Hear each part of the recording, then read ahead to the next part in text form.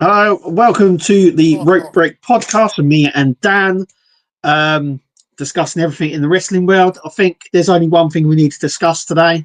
Yeah. It's Elimination Chamber, for instance. But where do you want to start? I mean, obviously, the biggest talking point, we've got to start with the big heel turn. I mean, who saw that coming? I mean, Travis Scott is a heel. Who's seen that coming?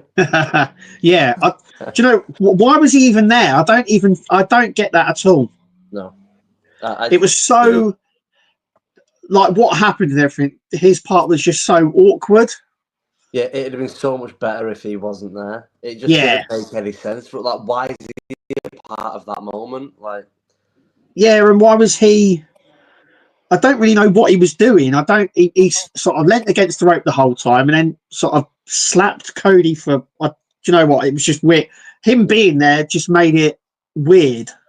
Yeah, and then in the post-show, Rock was laughing, saying that, when he slapped Cody, he didn't hold back. He really fucking cracked him. And I was like... Yeah, he did, yeah. If I was Cody, I'd be like, fucking prick. I would be like, why did he do that? That's what I would have said. Yeah. Like, yeah. But, I don't know. I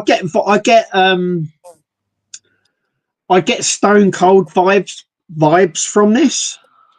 Yeah. If you've been watching wrestling a long time, you know that this is the same thing that Vince McMahon tried on Stone Cold. Yeah. I think back in 98, 99. Yeah, I mean, and it led to that worked a dream, didn't it? So, well, it led to a massive feud between McMahon and the Authority, really, and obviously, and then obviously, then we got that epic turn at WrestleMania 17 where he chose McMahon over that. But it's worth noting that The Rock sided with McMahon at that time. Yeah, and that's why we got a lot of The Rock and Austin matches from. And I think, do you know what I will say as well is me and you included were a little bit pissed off at WrestleMania 40 that Austin didn't turn up to help Cody, because of obviously The Rock and Austin's rivalry is probably the biggest and most well-remembered rivalry probably in wrestling history. I think even people that remember, the days of Andre the Giant and Hulk Hogan and people that can remember as far back as, Flair and Dusty in the 70s and stuff, I still think even people with that immense catalogue of memories, it's really difficult to overlook a rivalry that was bigger than Rock and Austin. Yeah. But I think it's probably better that he didn't, because I think it'll be even more meaningful and even more powerful of a moment of what I can envision happening main event of night 2 this year, WrestleMania 41, because I think this time assuming that it's only Rock and Cena in the ring trying to screw Cody, it would make sense for Austin to come out to even the playing field. Yeah. Obviously, people are saying that because at the end of Bad Blood, he ended up Rock held up 3 fingers, and then when he slit his throat at Elimination Chamber, he held up 2 fingers. So people are saying, well, there's probably going to be someone else, maybe Roman Reigns will join and hold up 1 finger. I don't know. I'm not sure about that. I don't know. I think.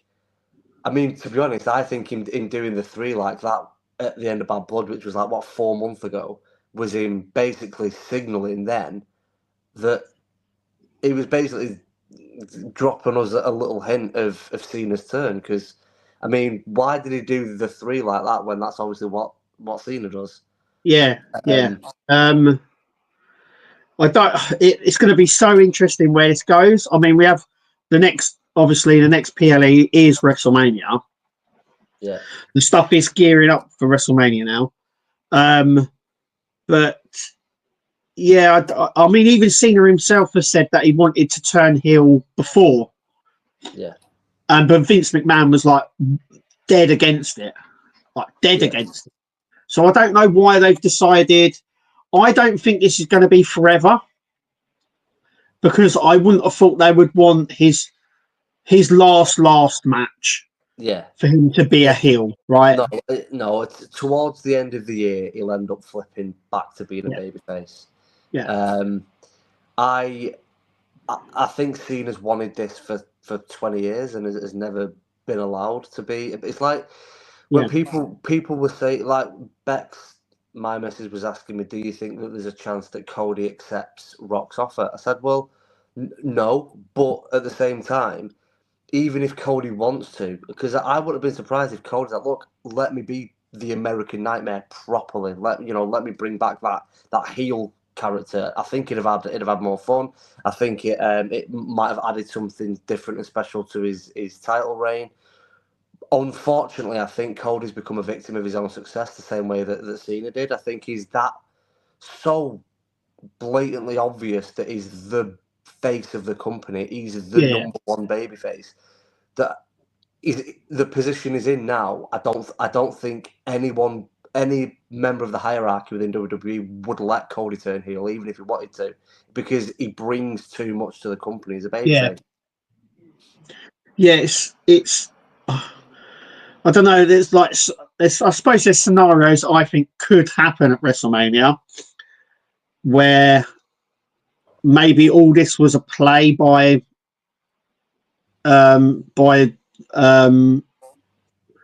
Cody Rhodes, as in Cena sides with him, if you know what I mean. Yeah. And they take out The Rock. That could be another good one. Or whether it was all a play all along. We've seen this before where we've had this sort of big thing. Yeah.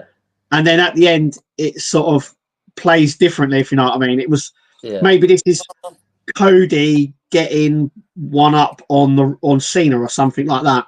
Yeah, I mean, and this is The Rock and them working together. It's interesting as well because it's a similar thing that happened with Seth Rollins, if you remember. Yeah. There was all that stuff with Seth as well. So this isn't something new. This has happened before. So it's going to be interesting how it plays out. I could see Cena winning. Yeah, I'm as close to 100% as I can be. Cena's winning that belt at Mania 41. Yeah, and then maybe it goes on. Maybe Cody wins it back. I don't know, but it's going to be interesting. Yeah, I think what I think would be good if it happened would be Cena beating Cody for the title at 41, which obviously makes him 17, breaks Flair's record. Yeah. And I think for me, there should only be one of two people that should be taking the belt off Cena when Cena does retire at the end of this year. One of them, CM Punk, and the other one, which I think would be even more interesting, would be Randy Orton. I think for many reasons, it's difficult to, who is Cena's biggest rival, because he's had so many great rivalries against Rock, against Edge, against CM Punk, against Randy Orton. There's so many people that he had massive rivalries against. But I think for me, the one, just because of longevity, for me, it would because Rock left and went to Hollywood. Edge obviously broke his neck and was forced to retire. Punk left. So really, for probably a 10-year period on a regular basis, you only had Orton and Cena as the two biggest stars of the company. So I think Orton and Cena probably is the rivalry, I think, of Cena. But I think deeper than that as well is I think the only person now that will break Cena's record would be Orton. I think Orton's on 14 or 14, I think he's on. Yeah. I think he's on 14. I think Triple H is on 15. So it's for Orton to be the one to then take the belt off Cena that retires Cena. But what you can do there very cleverly is Orton's better as a heel. He's great as both, but he's better as a heel. you can then flip Cena back to the babyface when they have that match at the end of the year. So Cena retires as the babyface that we all know and love. But Orton can end his career with the Punk kick because he is the legend killer. What a better way of retiring Cena with Cena's last ever match is by Orton literally killing a legend. Yeah. Yeah. You know, for me, that just makes too much sense. And then he'd win number 15. So he'd then only be 2 behind Cena, the guy that probably will. Because I think for me, it was very telling at the end of Rumble when Cena said he wants to win 17 so that one day he can shake the hand of the man that wins 18. For me, that was definitely a plug towards Randy Orton. That's my theory anyway. Yeah. Yeah. I think that's, I think what we're going to see, because obviously Cena's up until the end of this year, I think he's wrestling till. So yeah, I'm almost certain that we're going to get Punk and John Cena, and Randy Orton and John Cena. Seth Rollins. We're going to get all those sort of people, and we're going to get some. I'm almost certain we're going to get, people that we haven't seen wrestle John Cena, like Damian Priest and people like that. So yeah, it's I don't know where it's going to go, and this is, I mean, when we looked at WrestleMania before, we've got Charlotte obviously facing Tiffy, and then we've got Gunther versus Jay, and it all sort of it just didn't feel like something, if you know what I mean. It just felt very lackluster. Yeah. And that's no offense on Gunther and Jay and Charlotte and Tiffy. It's just the way that the cards were dealt. But now I think this invests us more, doesn't it? We're all sort of going, fuck, I want to see how this plays out now.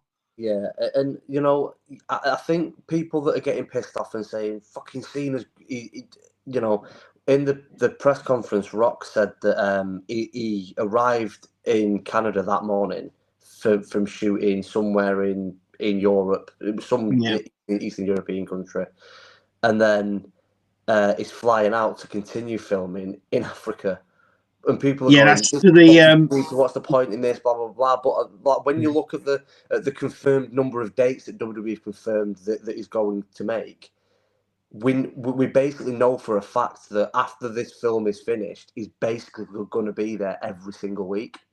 Yeah, people are going, we're not going to see him now until Mania. We will definitely see him before Mania. They will have to thicken.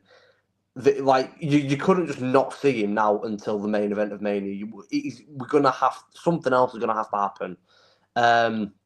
But I think after Mania, I think we'll basically see him virtually every week. And that's also telling as well, because if he wasn't going to win the title, why would we roll him out every week?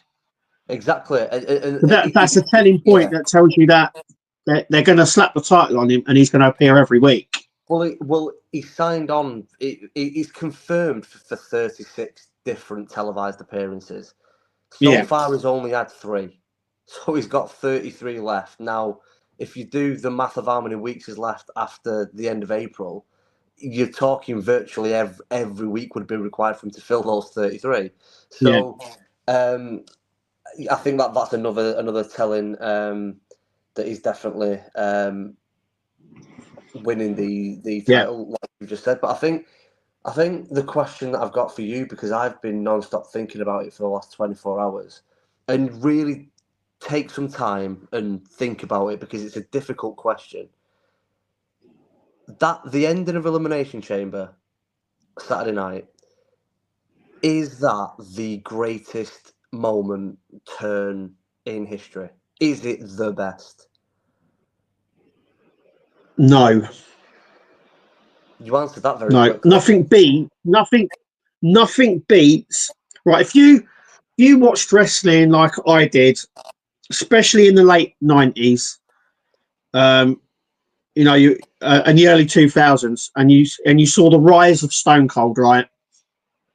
And the way he pushed back against Vince McMahon since 98. We're going right back to 1998.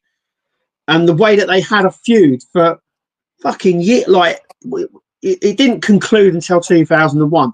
The biggest heel turn ever in wrestling history for me was when Austin sided with McMahon. That betrayal where he picked up the chair, Austin picked up the chair, he was going to hit McMahon with it like he always did, and everyone loved it. And he hit The Rock instead, and he sided with McMahon. That was the biggest, like, holy shit moment. Yeah, that's the biggest ever. I mean, I think if you've watched wrestling after that, though, it's a little bit more different because you weren't around at that time. I mean, I do. I mean, just because, and when I say just, in '98, I was 6. Sorry to make you feel very old, but I was only 6 years old in 1998. I know that makes you think, oh, no. But I mean, I was very fortunate that I had 3 older brothers that watched it. Neither one of them watched it now. As soon as they hit puberty in 13 and they were more interested in girls, they've never watched wrestling since. Whereas me and you, I'm here to tell you, you can still be interested in girls. Yeah, exactly. Mate, we're both married. Well, I'm with a long-term partner. Probably. I mean, if she's a lucky girl, I probably will marry her. You know, one day, maybe. Who knows? You know, you've got 2 girls. I've got 1 girl. So you can still be a wrestling fan, and you know. But I think Austin's turn is definitely up there, and I don't think it's spoken about enough. Really, I've been really thinking about this. And obviously, the obvious one that people always mention is obviously Seth. I mean, no one's seen it coming. You know, no one called it, and they're obviously the most shocking ones. But when no one's seen it coming. I think Seth turning on Dean and Roman will always. It's so difficult to, and I think because all 3 was in their absolute prime of the career, it's arguably the greatest faction ever. And I think how much the fans loved it, that proper heartbreak of knowing that the Shield is no more. But do you know one that I've got to mention because no one mentions it, and whenever someone mentions what's the biggest heel turn that you've seen, what's the biggest moment that no one ever mentions it. No one ever mentions it, and for me, it's always. I think because I was so young when the Austin, obviously I've seen it that many times over the years when you watch reruns and stuff. But I think because I remember the turn because I'd have been 9 and I was watching it every week at that time in 2001. I do remember the turn, but I think at 9 years old, I think you were a little bit too young to really understand the real gravity of it. So I think, unfortunately, I missed the boat on that just because I was just a little bit too young. The 2 that always pop into my head is the Seth turn. And the one that no one mentions is when Triple H turned on Seth and to hand the title to Kevin Owens. Yeah. The one time Owens has been world champion. And it's just because no fuck has seen it coming. Because for the last... 3 years? Obviously, I know we missed like 9 months when he tore his ACL in Edinburgh. But I think for 3.5 years, we got so used to the authority, and Seth Rollins is champion, and every single time it looked like he was going to lose the belt, Jamie Noble would get involved, Joey Mercury would get involved, Kane would get involved, and if none of them could help him, Triple H would come down and he'd sort shit out and he'd make sure that Seth were retained. And I think you'd seen it for 3.5 years, and then obviously they brought out the Universal title. Finn beat Seth at SummerSlam for it. Unfortunately, he did his shoulder, had to relinquish, and then they did that Fatal 4-Way. Yeah. But I think the way that the story was told, the way that they did it, I can't remember who the 4th one was, but one of them gets eliminated. It looks like Seth's about to lose. Triple H comes out. He hits a pedigree on someone. He's eliminated. Then he takes out Roman Reigns. Brutally takes out Roman Reigns. Roman Reigns is eliminated. There's now 2 left. Seth and Owens. And then he kicks Owens, just about to pedigree him. And then he throws him to the floor, kicks Seth, and gets Seth into the pedigree.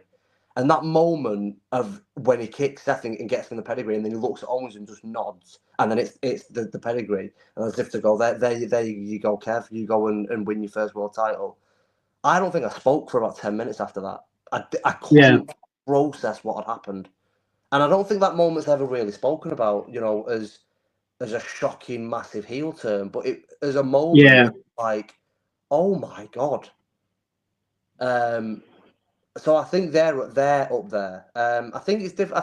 I think it's really difficult. I think to try and sway you a little bit, because I know yours is the Austin turn. Mine is probably either Seth or the Cena turn.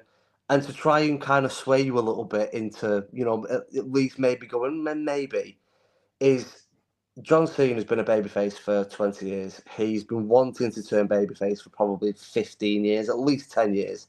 He's said it numerous times that he's been desperate to have a run as a heel. Vince would never let him because he's the ultimate babyface. He's the face of the company. He brings in too much money and merch. The kids are obsessed with him, same way that Cody is now. And he was never allowed to turn heel. And I think he's now he's got 9 months left of his wrestling career, of what's been an incredible, 2 decades.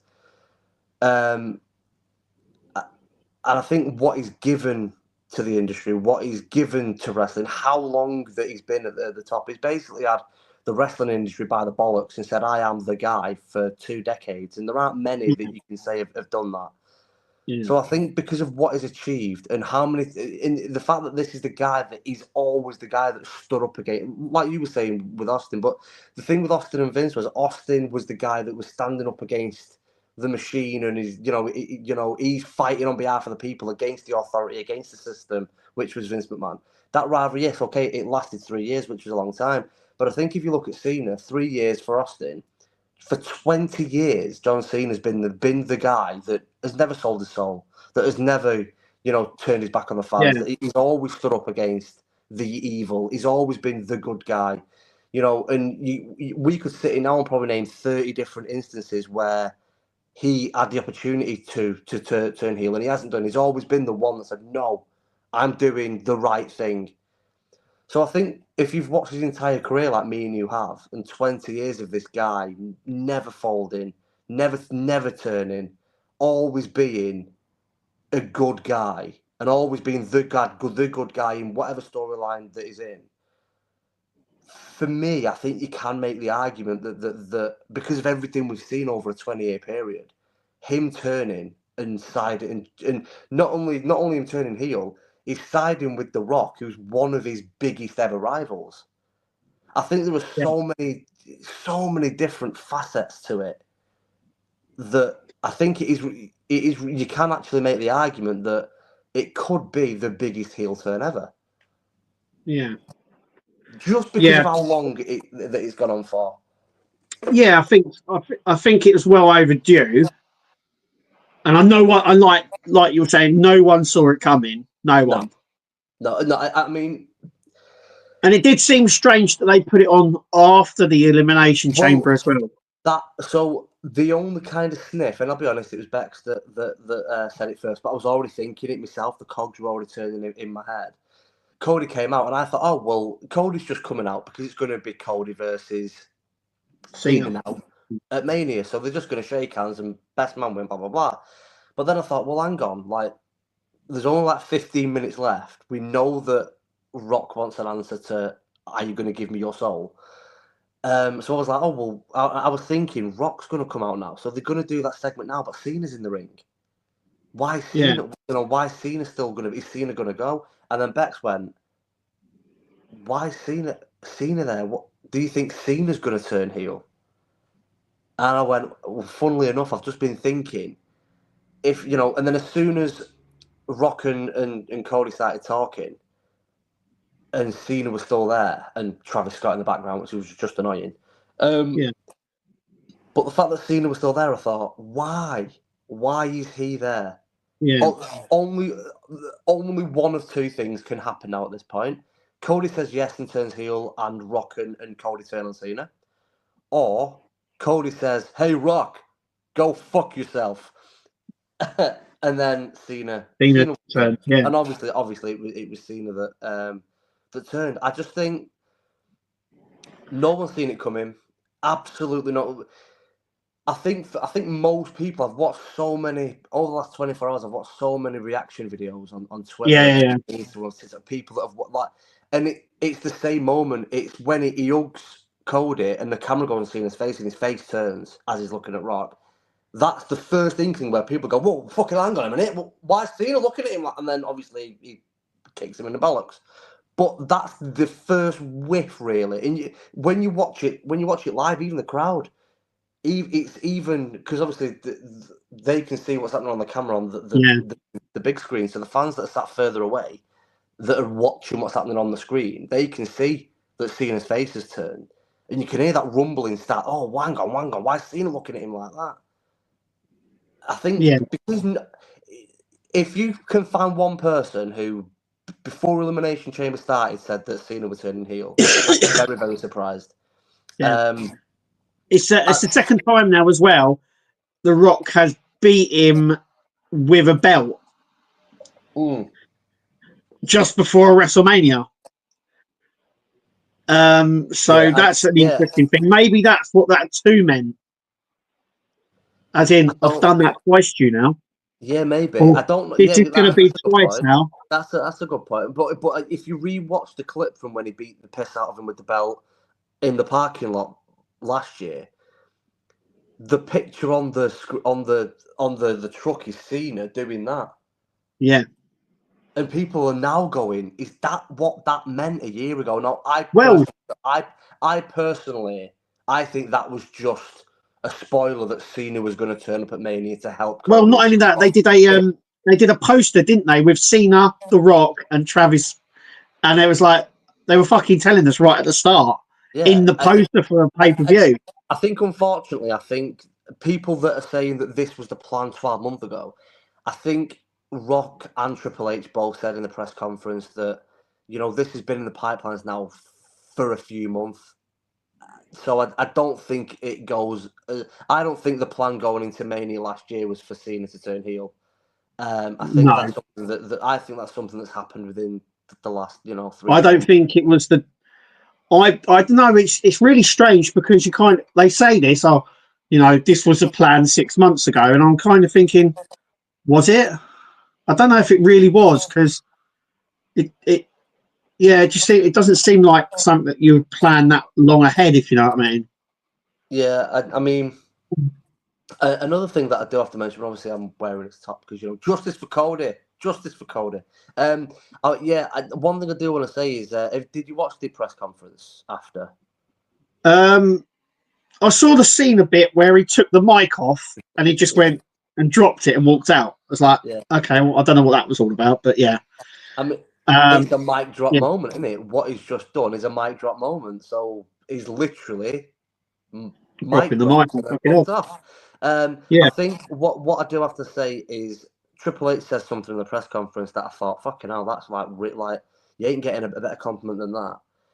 He said, when you've got 3 guys with the ability and the sheer talent that Cody, Cena, and Rock have, the story is always going to be incredible, and whatever action they do in the ring is going to be incredible. And when you've got them 3, you're going to change the game forever. And I think the fact that he's putting Cody's name in the same breath as Cena and Rock, you can't really give Cody a much better compliment than that's how he's seen by Triple H, who's obviously running the whole thing. That he's in that bracket, and I think it's like, if you look at the way that Cody sold everything that Cena did to him, it couldn't have been done any better. No. I think it just does go to show what the fuck was Tony Khan at AEW thinking. I mean, the fact he was the executive vice president of the company, the fact that he basically helped get together that entire roster, he built AEW. Yes, Tony Khan had a big involvement, of course he did, and it was Tony's money.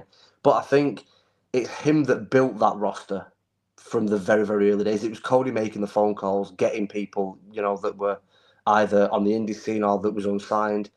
And I think everything that he did, and yet Cody was happily made a deal with Tony and said, "I'll never be world champion because I don't want, whatever. Yeah. I'll never be AEW world champion." And he was wrestling, and he was putting on some of the best matches that AEW were doing for that first 18 months, 2 years. Cody was involved in some of the best matches that AEW put on. Obviously, every time someone debuted, like when Malachi Black debuted, he debuted by taking out Cody. It was always like they bring a new toy in from WWE. They'd then attack Cody. Cody would then put them over and lose these matches to people that are nowhere near as good as him. But he was choreographing the whole show. He was writing storylines. He basically was a one-man band. Especially that first 12 months, he was doing, probably 75% of everything that went on backstage and performing in the ring. And the fact that Tony Khan wouldn't give him a big money contract because he couldn't afford to, because he'd give everyone else big money contracts. When you see the spot that Cody's now in, it just makes it even worse, like the way Tony Khan treated him. Yeah. And also, especially, I think when you look at other ones that have come over as well, it's you kind of look. But I want to get on to now. Obviously, there was another return in the women's match. Do you think that it's Naomi that jumped? I think it was Bianca. Yeah, but you know what? I've said this for months now. I'm almost certain it was Bianca that attacked her. I'm almost certain now. Yeah, plus as well, in big matches, you always want heel versus babyface, and Rhea's a big babyface at the minute. So I think I'd be very surprised if Rhea lost to Io on Raw tonight. But just because I don't. Yeah, it's a weird match. I don't know why they've done that. It's a weird. What I hope that they don't do is that someone gets involved, interrupts, and it's now a triple threat. And I don't want a triple threat. Yeah. I want Rhea versus Bianca, because both of them are freakishly strong. What I expect that will happen is, obviously Naomi's been taken out. She's stretchered out. Yeah. She'll come. I don't know who, but someone will do some detective work. And it will lead up to WrestleMania. Bianca and Rhea will have their match, but Bianca will lose because Jade will cost her, because she's seen the actual footage, and it's Bianca that's done it. That will lead into a feud between Cargill and Bianca, but also it means that she loses the world title, so Rhea goes on to do that. I think if it is Bianca, they'll unveil that before the Mania match, because they'll want Bianca to be the heel in that match. I don't know. I reckon they might do it off camera sort of thing, where Jade will cost her the match at Mania, and people are like, "Oh shit, why has she done that?" Yeah, then they'll be like, "Run the fucking footage." Yeah, but the only thing I'd say about that is that means going into that match, it's babyface versus babyface, and I know that they don't tend to like to do that. They have done it before. They don't tend to like it, but it's going to be interesting because I don't know how all that's going to slot in. Also, unless they change the WrestleMania match, I don't know. Speaking of the Women's Rumble, I do have to mention two things. One, I think, and yes, it's taken me a long time, but I think I've finally now gone, yeah, okay, Liv Morgan's actually really good. I've always rated a long time, but she hasn't been given her a chance, and I think she had a match. Do you remember she had a tag team match recently with Io Sky, actually? Yeah. And I think I turned to you and I said, I think it was on our Facebook group, and I said, that's the best match Liv Morgan has ever had. Yeah. That was fire. Where she, I think really she cut her eye, didn't she? So much. Yeah. She cut her eye. She cut her eye open. I mean, did you see the welt on her belly from Bianca's hair whip? Oh, fuck, yeah. Yeah, I think not only did I think she took more damage and more punishment than anyone else in that women's chamber match. She obviously was down to the final two. I think she did she eliminate two? I can't remember. Anyway, but the other point that I wanted to make was, okay, it was a big moment for Roxanne. Okay, she was allowed to do a couple of good spots in the chamber. I don't agree with her being technically the first elimination, because technically Naomi was the first elimination, but she never started the match because she got took out. The first actual pin was Roxanne being eliminated, and Roxanne hadn't. And I thought, why could Roxanne have not eliminated someone first? Yeah. Do you know, like, that would have done something for her. I think they've put her into the match. They've given her a few spots, but gone, yeah, but you're being pinned first. And it's like, I'm not sure. And then I've got to, we can come back to the women's if you want, but I've also, what the fuck are they doing with Drew McIntyre? The first you know, I didn't mention it, but I knew that you would go crazy over that. Drew McIntyre first one eliminated. I don't understand what they are doing. Like, no, he got rolled up by Jay, didn't Jimmy? I think it was, didn't he? Didn't he win by like a pinfall roll up? Both Jay and Jimmy beat him recently. Yeah, I just fuck knows what they're doing with. I don't know whether they're. I don't get it, mate. I don't get turning his character Maverick. I don't know, like sort of just fucking manic. I don't know whether they're doing the same thing they've done with Kevin Owens, where they're just going to break him so he goes absolutely fucking mad. I don't know. Mate, I honestly, he is a star. He's a massive star. He's great on the mic. He does great character work. His timing is brilliant. He's brilliant in the ring. He's also 6'5" and built like a brick shithouse, which always helps.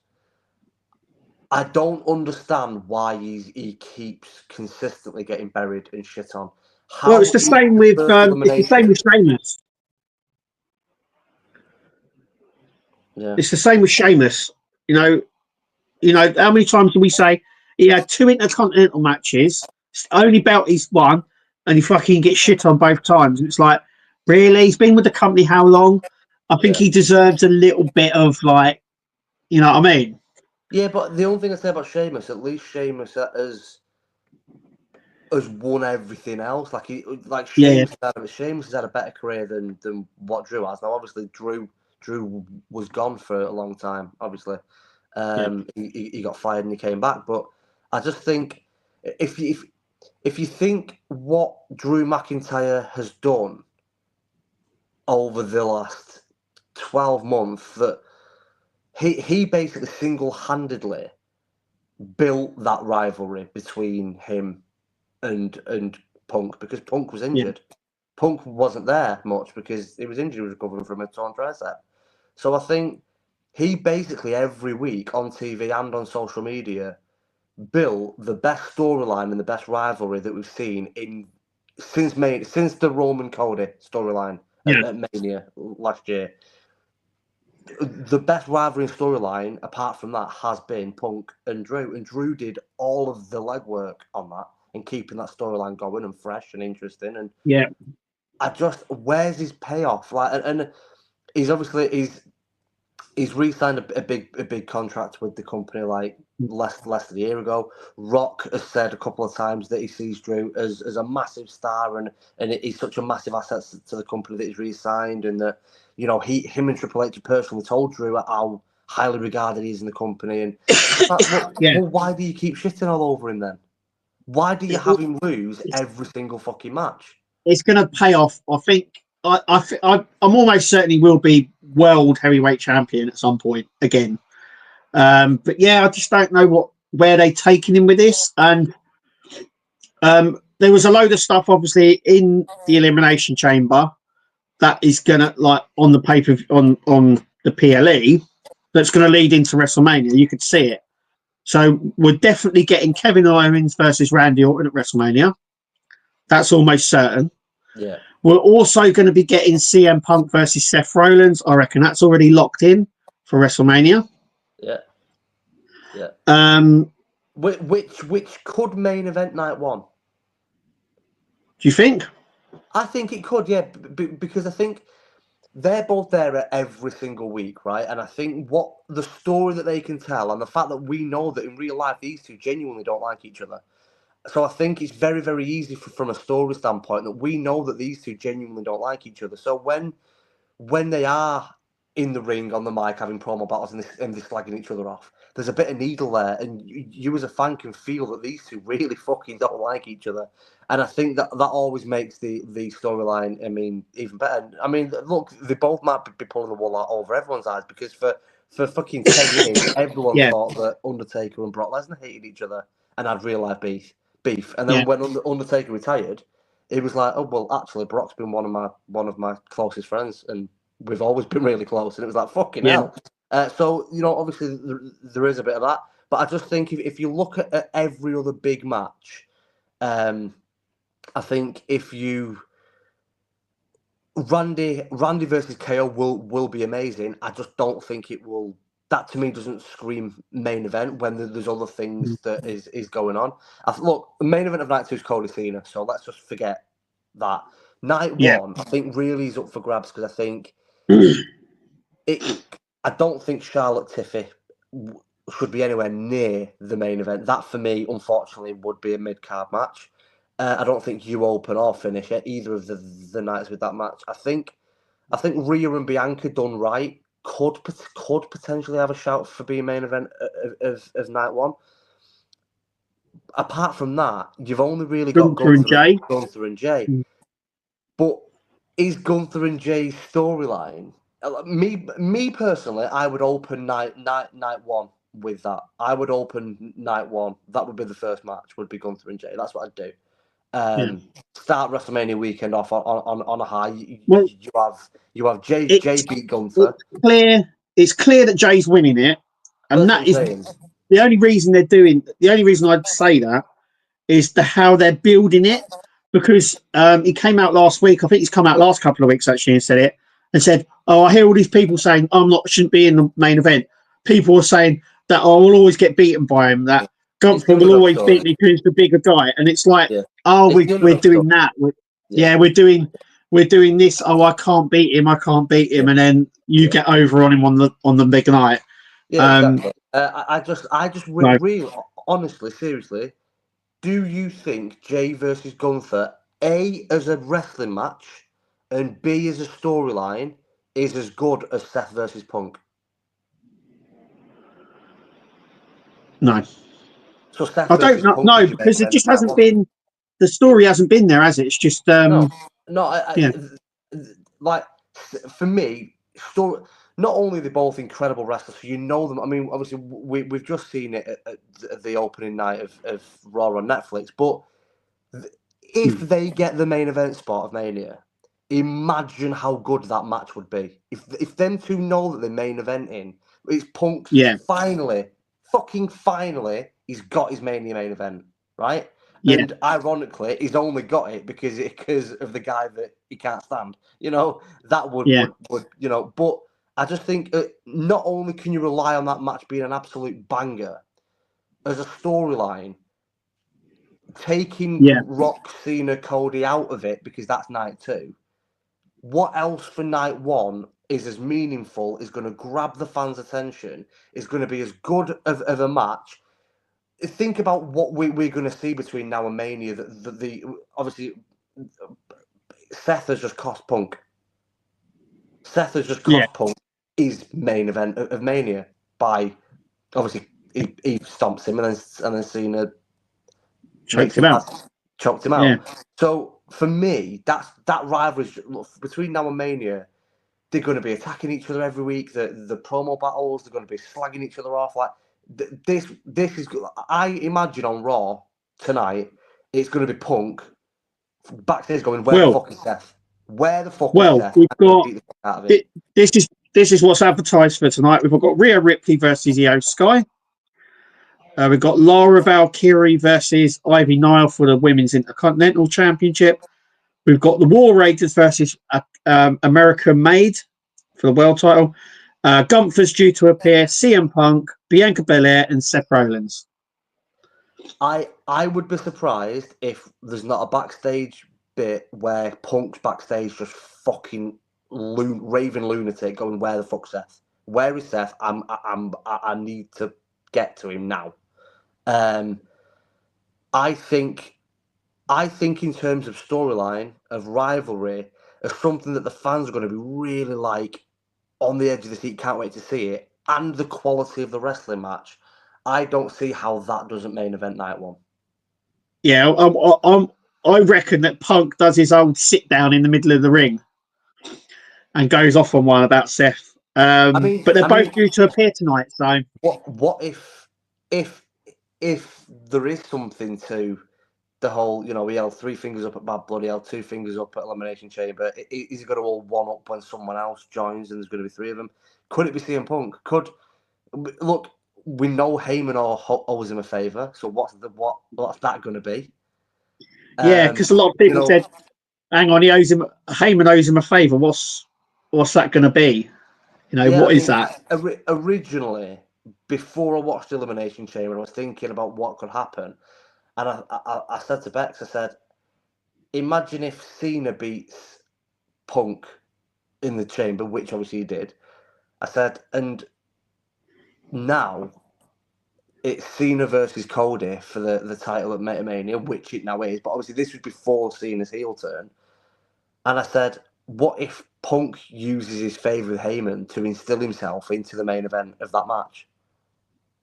And it's a triple threat. I don't think, but the way that the Chamber played out, it's going to be Seth and Punk at Mania.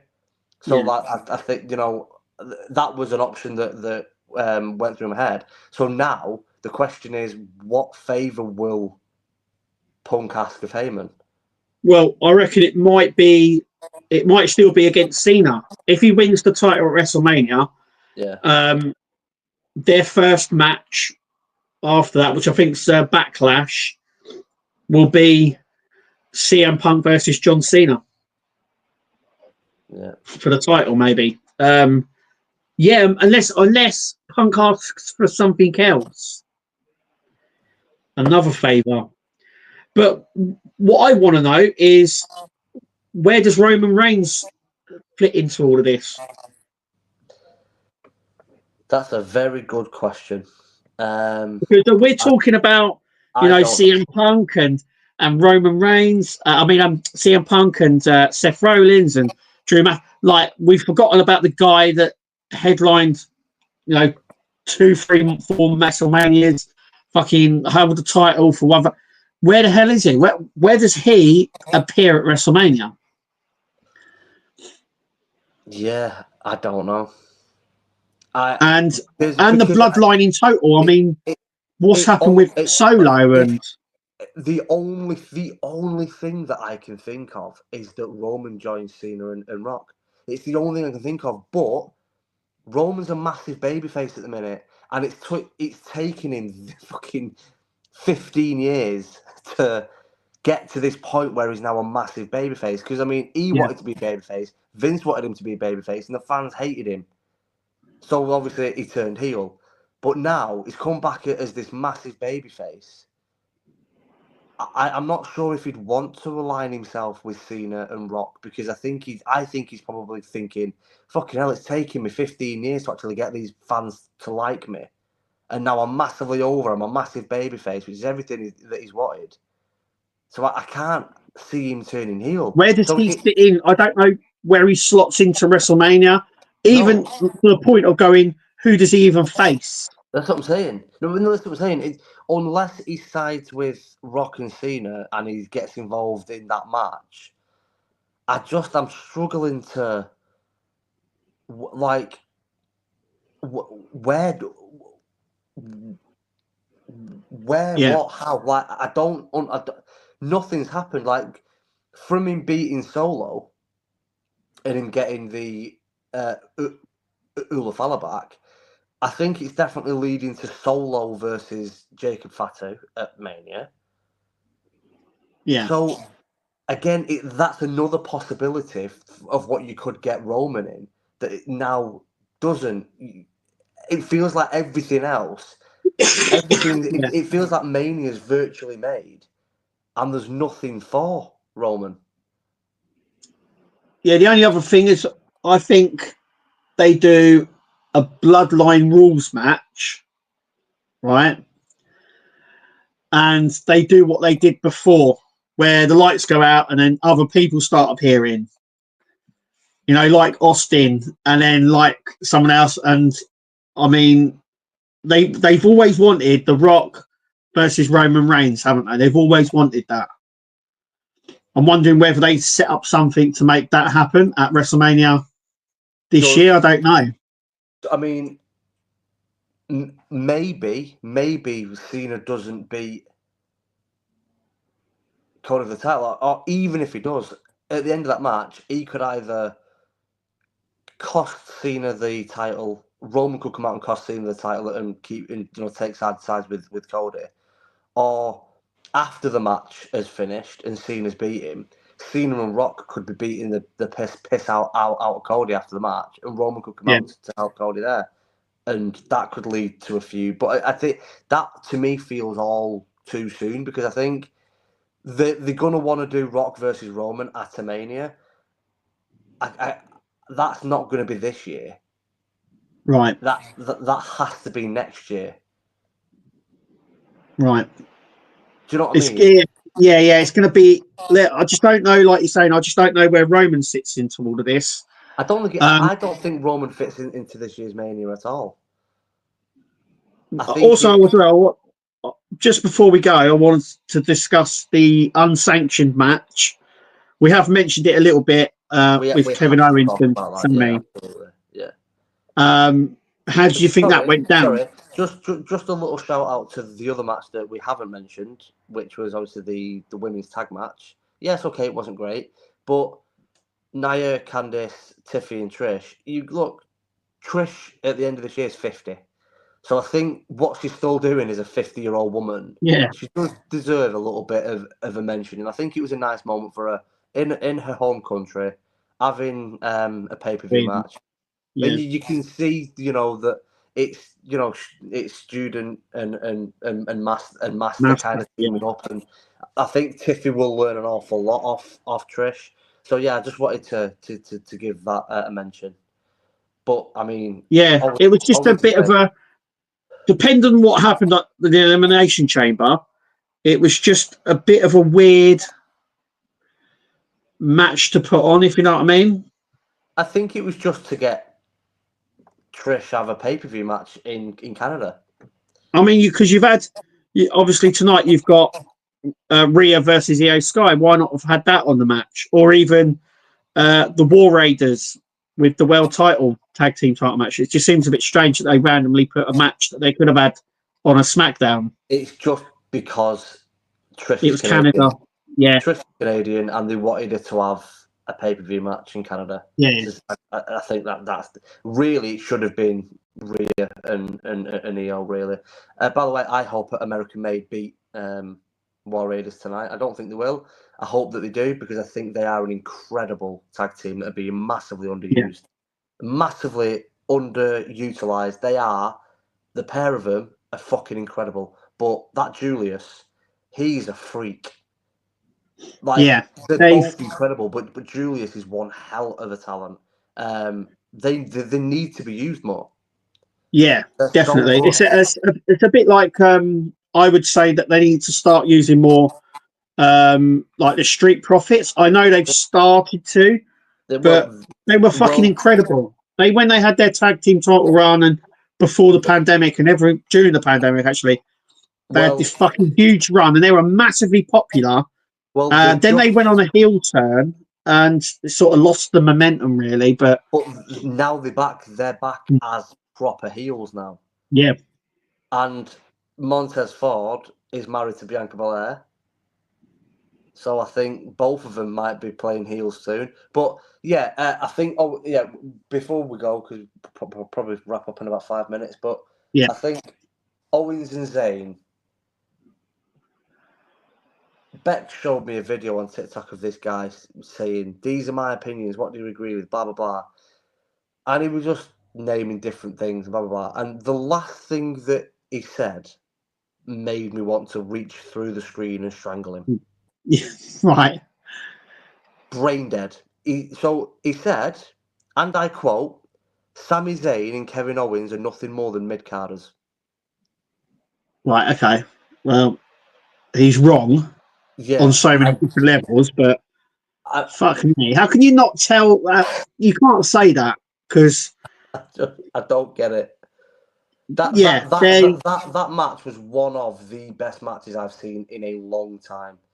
It was incredibly brutal, and also a little bit of an added kind of, we're giving Owens and Zayn the flowers that they deserve, but to give Zayn one extra little flower, he did that match during Ramadan, which means he's had no food all day.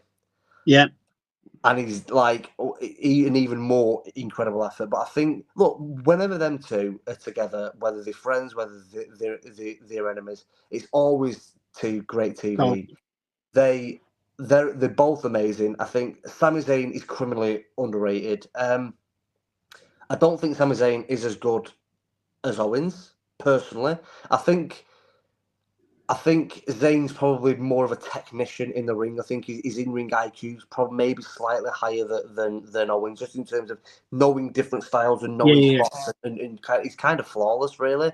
In terms of what he does in the ring. I don't think Zayn is as good at getting a character over, and I don't think he's as good on the mic as Owens.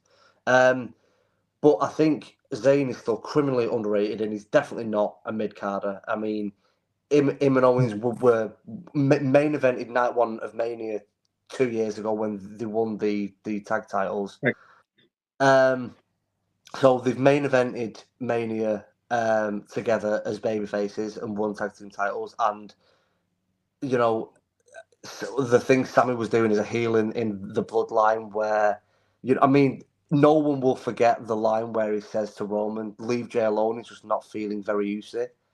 And that just went viral. Like, he made Roman, Jay, Jimmy, Solo, and Paul Heyman all crack. They all broke character because he couldn't stop laughing at him. I think he is massively underrated. Owens to me is arguably, along with Dolph Ziggler, the most underrated and underutilized wrestler in the history of wrestling. Because I'm going to ask you a question seriously. Tell me one flaw that Kevin Owens has. Just one flaw. Well, he doesn't, because he's an excellent wrestler. He's good on the mic. He's the perfect, like Randy Orton. They're both very good on the mic. Both very good at making promos. Both good as heels and faces. And both in ring is unmatched. So he hasn't. There is no part of his game that isn't incredible. Not just good. Yeah. He's up there as one of the best talkers on the mic, because a lot of what he does is improv, which a lot can't do. His improv skills are incredible. When he's a babyface, his comedic timing and some of the stuff that he says is so funny. He gets himself over, and the fans love him as a babyface. When he's a heel, like similar to Orton, nasty, horrible, sadistic, evil bastard, the way that a heel should be. The things that he can do in the ring for a man of his size, some of the athletic things that he can do when because he's got no getting away from it. He's got a big gut on him, hasn't he? Yeah. And some of the athletic things that he's capable of doing, I've not seen anyone with the size of him do the things that he can do athletically. He's incredible, and I hope that he's given a world title soon. I really do. Definitely, he needs to help with that again. That's for sure. But like, how do you think? Like, the match was really good. There were some good things. Like, I was surprised that they had the barbed wire chair. Yeah, because I was like, that's not really WWE anymore. And to see that again, that was pretty cool. And the part where Sami had put the two chairs together, put the barbed wire one, and then Busker bombed Kevin Owens straight on it. Yeah, it was. I was like, the actual match was unbelievable. Yeah. But how many times did you think this has got to be over, and they kicked out? Yeah. There had to be 5 or 6 times where you think, right, God have mercy, that has got to be the end of this brutality. Nope, kept kicking out, and you're thinking, fucking hell, when is this going to end? It was amazing. I don't think either one of them two could have done any more. You definitely couldn't have put the bodies through anymore. I think the surprising thing with me was when afterwards, when Randy came out, I was a bit like, oh shit, Randy Orton's back for starters. And then I was a bit like, oh, okay, so he's coming back to do, and he was about to do the punt. I know, and they stopped. And they're sort of gearing that up, I think, because obviously Kevin uses the power bomb. I think they're trying to go, well, okay, so it's the power bomb versus the punt. What's going to come out on top, sort of thing, at Mania? Yeah. Well, you got the powerbomb and the punt, and you've also got the Owens stunner and the RKO going against each other. But I think the reason why they've stopped that punt was exactly what I was saying to you earlier. I was saying this to Bex yesterday because she weren't watching wrestling when all this happened. But if you think back to his second turnaround as a legend killer during COVID, one of the last times we've seen Ric Flair on WTV, he got punt kicked. The last time we seen Mark Henry before he went to AEW, Orton punt kicked him. Yeah. The last time that we've seen Christian, Jeff, and Matt Hardy before all of them went to AEW, Orton punt kicked them. Yeah, he's the legend killer, and when he punt kicks you, you're not seen. Yeah. So I think to protect the move and what the move means. Represents you, the reason, which is what we're saying about Cena, if that's how Cena's career ends, if Cena says, I want my last match to be against, in the same way that Shawn Michaels retired Flair, if Cena says, I want Orton to be the one that beats me and retires me, and that's the last match I ever had, Orton will have to punt kick him, because the legend killer, there's no bigger legend than John Cena, so you're literally killing the biggest legend in wrestling with a punt kick. So I think to protect that move and what that move symbolises and what it does, because if Orton had a punt kicked Owens, and then in a couple of weeks Owens is back and they're having a promo battle, and then they have the match at Mania in like 6-7 weeks, it kind of takes away from what that move should be. Yeah, of course. Yeah. So I don't think we will see a punt kick now until the end of Mania. This year when Orton punts Cena's head off his shoulders. But I think we'll leave it there. I think we've covered most things for Elimination Chamber. Look, thanks for coming on, Dan. Is there anything you want to say? I think the last point that I wanted to well, the last question I wanted to ask you was, why the fuck was he gone for so long? Why was Orton off TV for so long? Well, it's interesting because I thought that we might have got an appearance by Becky. Yeah. I thought there might have been an appearance from Aleister Black. Yeah. I mean, these are all due to come. I'm surprised we're heading into WrestleMania season and we still haven't seen Becky Lynch. Yeah. We'll see what happens with all that. But it was a good pay-per-view. It's great talking to you as always. Yeah. Remember to like, share, guys, and comment as well. Yeah. We'll be back next time, whenever that is. But yeah, I've been Kev. I've been Dan. See you next time, guys. We'll see you next time, guys. Take it easy. Tune into the channel. Nexus is the name. All the hottest content. You'll never be the same. Laughs and thrills, excitement.